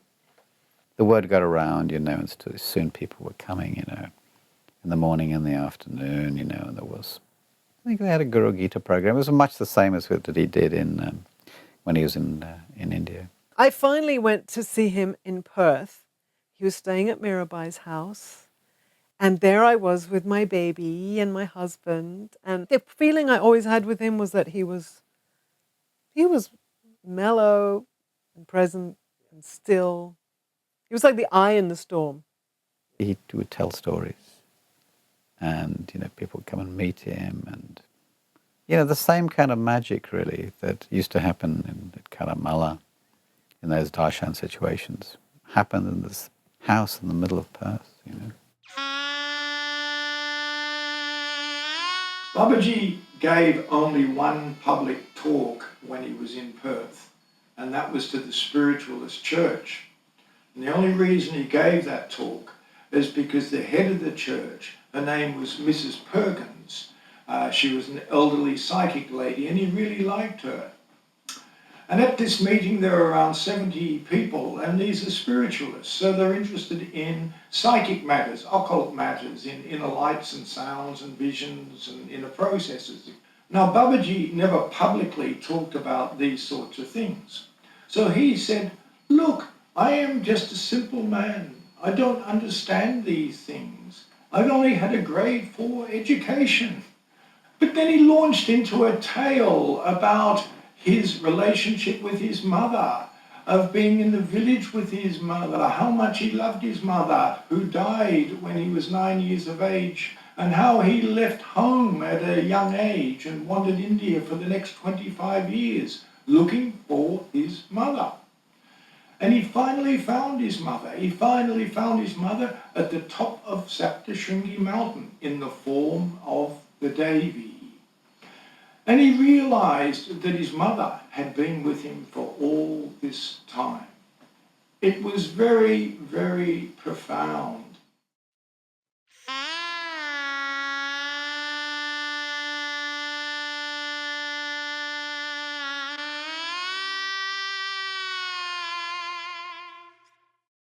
He did go and see people.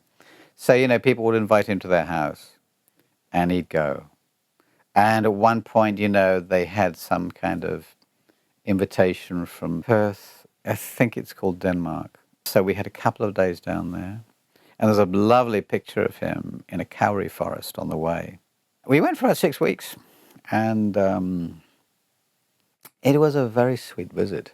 He really enjoyed being in Australia.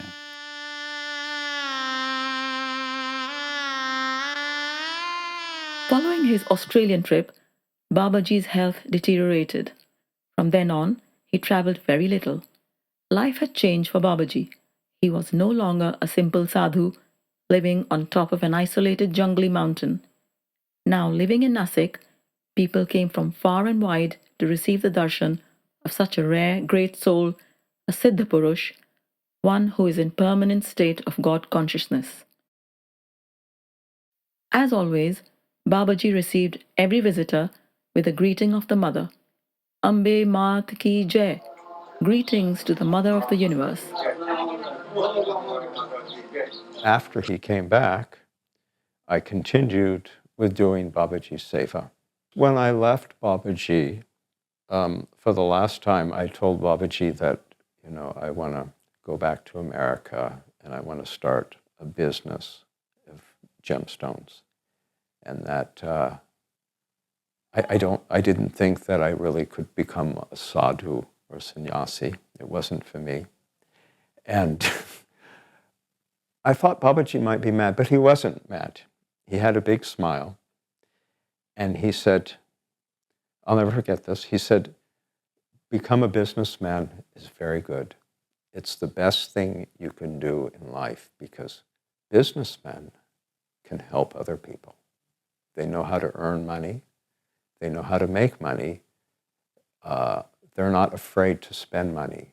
And those are the people that can really help other people give donations and donate to people. He said, become a businessman and pay back society. And it'll make me very happy. It's not easy to re-acclimatize yourself in the world.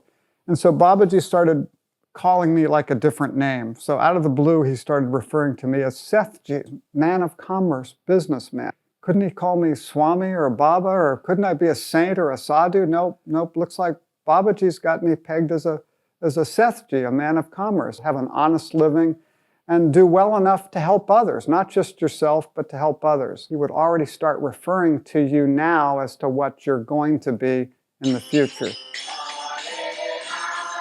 The routine of morning and evening darshan was maintained, with the school children from surrounding areas coming to chant and to receive Babaji's prasad.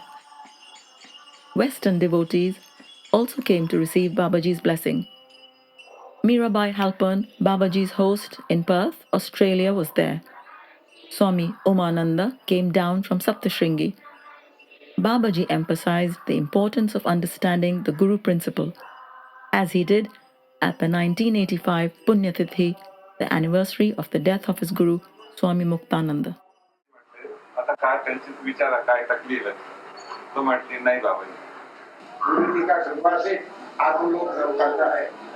किसी को पूरा उन्हीं का आशीर्वाद होना, अपने तो भी करने में कोई ताकत नहीं, सब करने वाला, कराने वाला, घर को लेने वाला, तीनों वही है, अपन कार्य निमित्त को लिए करता है।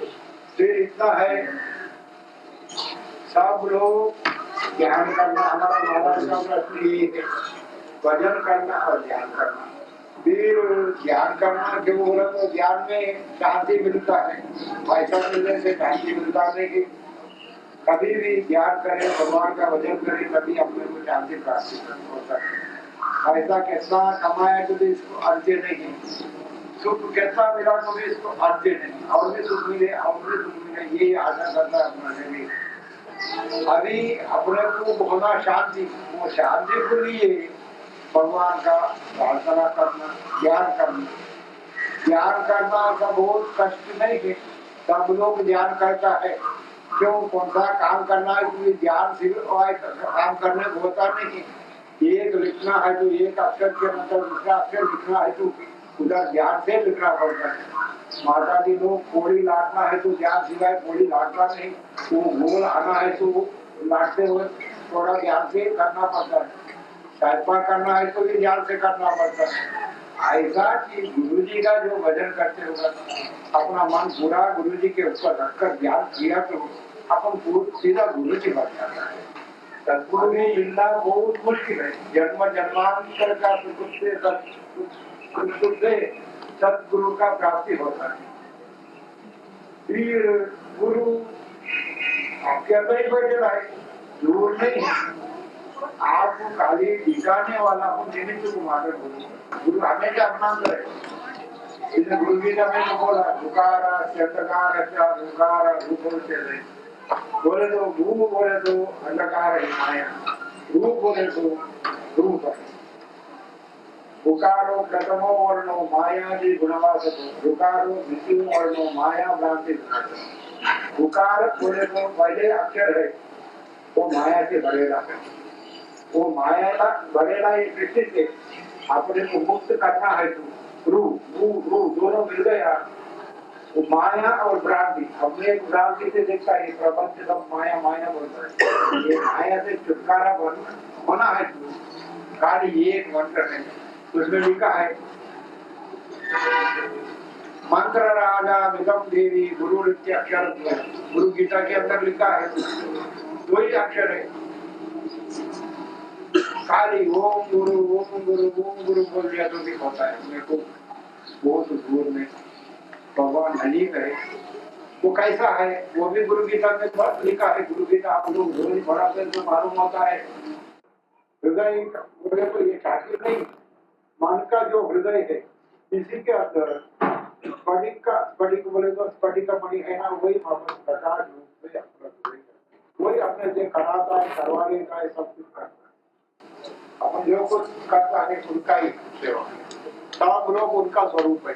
हम सोचता है तुम लोग कितना लोग है, सब भी गुरु है, सब में भी गुरु है। इससे हम कभी भी आता है सबको नमस्कार। इसलिए कोई नीचे कोई ऊंचा नहीं, सब भगवान। और बाकी है लोग बताएगा, हम अगरम भगवान साले बाबा जी का भजन करना है।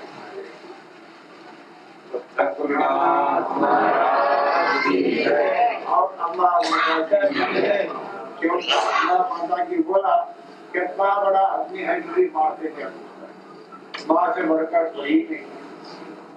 अभी राम भी रहे, कृष्ण भी रहे, यीशु भी रहे, बुद्ध भी रहे, सभी लोग माँ से जन्म, अपन भी माँ से जन्म हो। कैसा आदमी है तो माँ सिवाय सब लोग ने माँ का भी भजन करना भूल जाते हैं।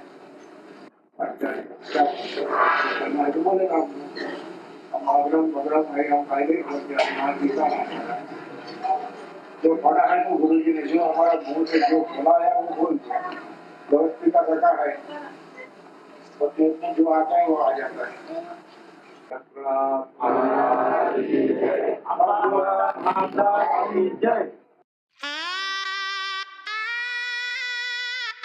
They would see quite a bit of each other. Babaji would go over there to see him, and Pranavananda would come and see Babaji. And it was sort of like one of the joys of Babaji's life, I think, to see Pranavananda. It was something that obviously gave him huge satisfaction and joy. And there was an effortless sort of relationship between them. He had a place in Patna, it was out in the forest. And there was a Devi out there called the Patna Devi. So there were two sisters. There was the Patna Devi and there was Saptashrungi, and they were like two sisters, two aspects of the Devi. And occasionally they would go, one Devi would go and meet the other Devi. So Saptashrungi Devi would be taken on a thing called a palki, which is like a thing that's carried. An image would be taken to meet the Patna Devi. So this was kind of like something that both Pranavananda and Prakashananda were both involved in. It was just, and lots of people were involved. And sometimes the Patna Devi would be brought on a palanquin to meet Saptashrungi Devi. They was all part of the, what used to happen in this world of the Devi Puja. I remember once I was with Babaji and Pranavananda in Pranavananda's room. This was in Patna. And Babaji and Pranavananda were sitting up on Pranavananda's bed, and we were sitting on the floor. And I suddenly got overawed. And I thought, oh my God. And what was interesting was that Pranavananda picked it up straight away. He knew what I was thinking. I swear he did. I knew he did. And he reached over and he pulled me against him. And all of this feeling of, being overawed and sort of duality, really, these two great gurus just disappeared. And I was just pulled into this kind of bliss. So actually someone took a photo at that point, and I'm in some kind of bliss. By 1988, Swami Pranavananda had left Patna and had established Kalimat, a beautiful temple ashram, including a boarding school near Chalisgaon, Maharashtra. Kalimat is dedicated to Pranavananda's childhood deity, the Bengali goddess Mother Kali. In early 1988, Babaji visited his good friend at Kalimat. This was to be the final time these two friends and great Mahatmas would meet in the physical body.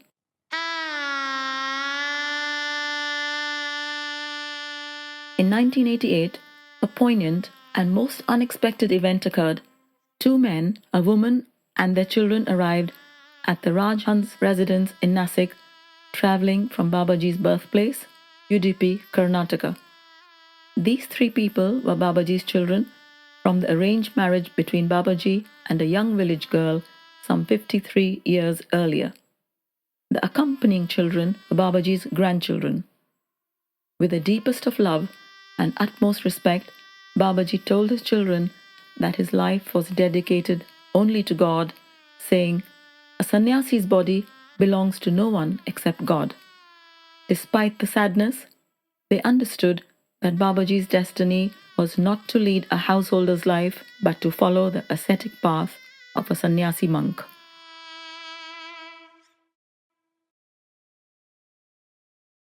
And normally what we would do, Babaji would be in the hall and he'd be sitting in his lounge chair, and we'd get to come up to him and we'd greet him and we'd pranam to his feet.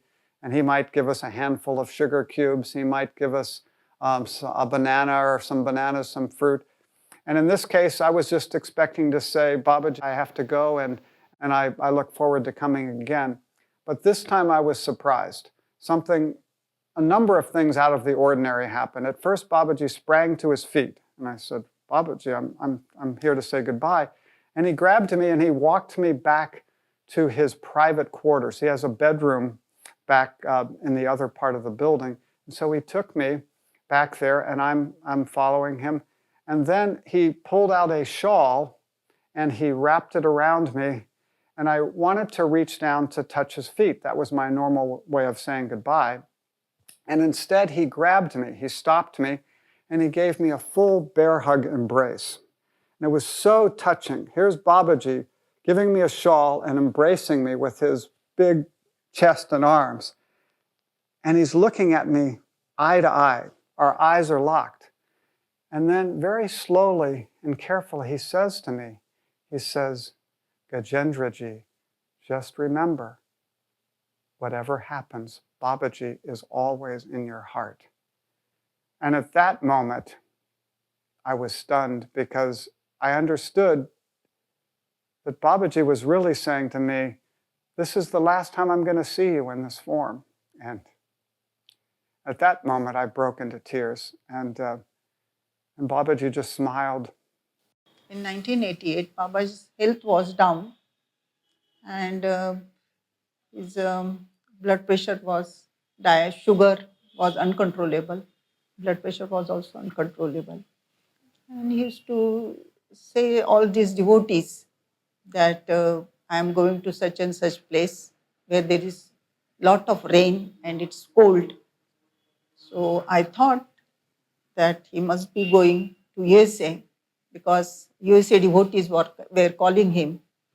One day, early morning, we used to have Guru Gita at 5 o'clock.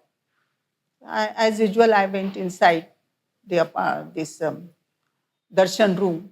Baba was sitting on the bed with wearing new silk clothes and having all this bhasma dressed and sitting very calm, quiet, happy on the bed.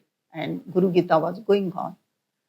So I thought in my mind, is there some auspicious day today? Why Babaji is wearing new clothes?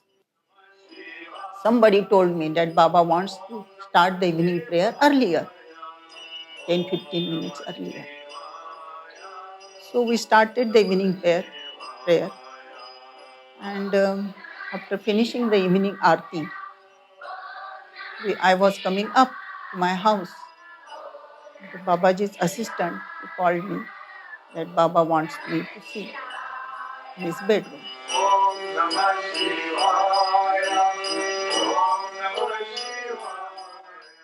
So I went inside. Baba was sitting on the bed, on the corner of the bed, and he put his forearm before me and told me, I'm not well, just see me. I put my hand on his pulse, and there was no pulse. The hand was cold. So I got panic. It must be heart attack. But Baba was calm, quiet. There was a little bit, the smile was on his face. There was no pain, no anxiety, only peace and some smile was here on his face. But within few minutes, he left his body.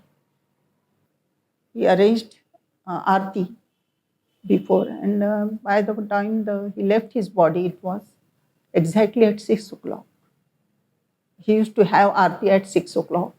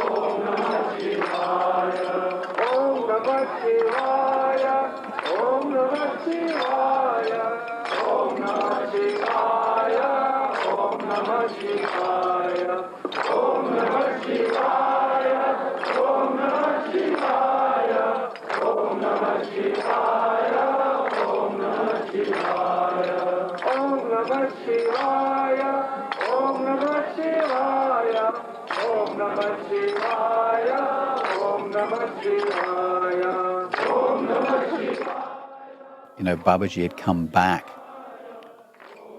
to the ashram in the sense that he was interred in his previous meditation room.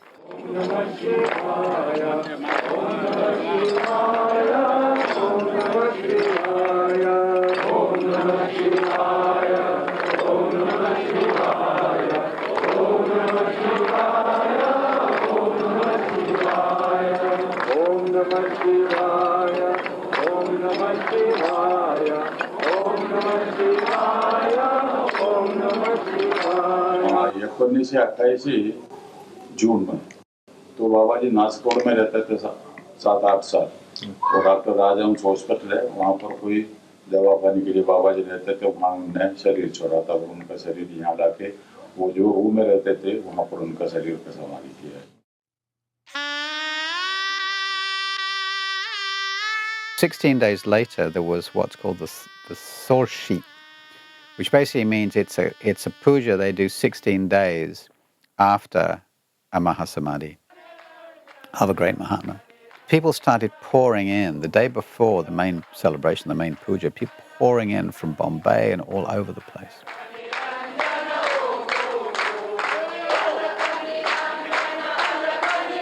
And Om Baba and Umananda were just tireless in their devotions and serving the people, giving them tea, meals, and rooms for the night.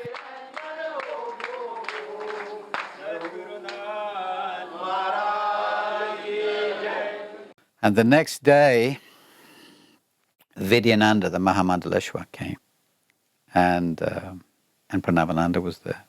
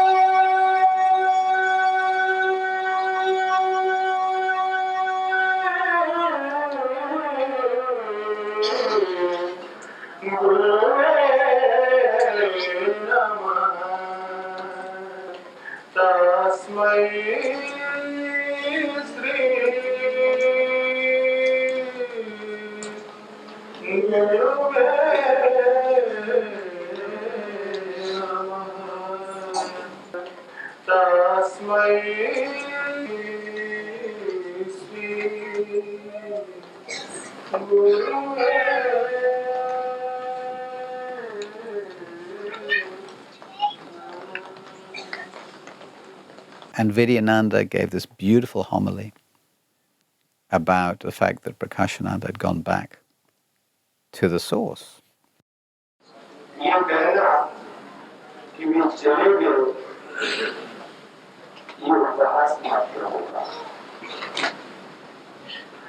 श्रुति कहती है नश्य प्राणाः क्रामन्तु।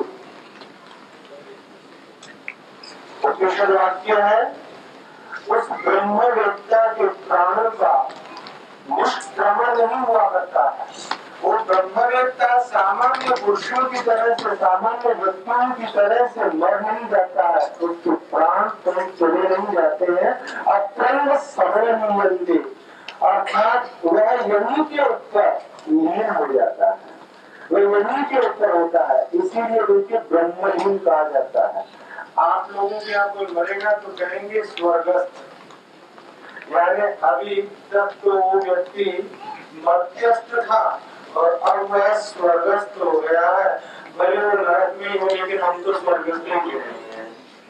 तो उनका नाम रखा प्रकाशानंद, प्रकाश। बोलो, प्रकाश कभी भी अंधकार के द्वारा ग्रसित हो सकता है? ऐसे महापुरुष के लिए जो स्वयं प्रकाश पुंज ही थे और आज भी हम लोगों के बीच में वे प्रकाश के रूप में ही विद्यमान है, बैठे हुए हैं। ये पता नहीं तब से ही रो रहे हैं जब से प्रकाशानंद जी गए कि मेरी सोच से तो करना, मैं रो रहा हूँ, पता नहीं मैं चले गया तो नहीं।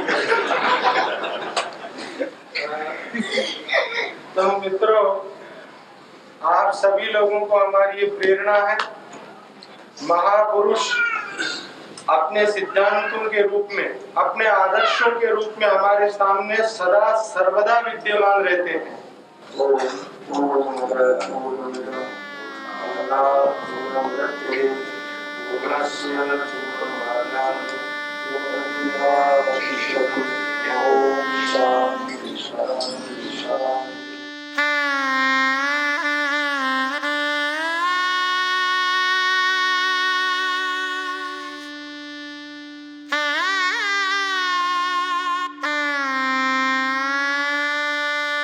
It was like a huge chapter in everybody's life coming to an end. There was something about his state. In his company, one remembered one's innate natural state of freedom. That's, for me, how it was. So I have no words to say, even it was almost 40 years ago. But his words, of course, stay with me right now. I feel that he's actually part of who I am. So he's kind of like, he's kind of in me on a kind of blood level. He's kind of in my bones. He holds a place of the highest respect and esteem in my life as being an authentic, liberated being and a light that he shines for the whole world. He loved us with such tenderness and such, such humility, and it was so cute. We were just family there with him. His way was to do your own sadhana and your own yoga and trust yourself and not to be fooled by anybody. Babaji is always going to be in my heart. He's always going to be in everyone's heart. And that's the way we should really see him and remember him, is in our hearts. Babaji's loss was a very big loss to my entire family, and it created a kind of a vacuum. A father figure was lost. We lost a guide, we lost a father, and probably nothing could replace that loss. My relationship with Babaji I felt was very human. It was a father to son relationship. I loved him as a human being, first and foremost. He always talked about the Divine Mother, always. Such, an amazing thing for a feminist to be in the presence of someone who was in a male body who had such respect for the feminine aspect of God. That respect and love that he had for the Divine Mother, what magnificence there would be on earth if we live with that respect for the Divine Mother, which is the mother within all of us.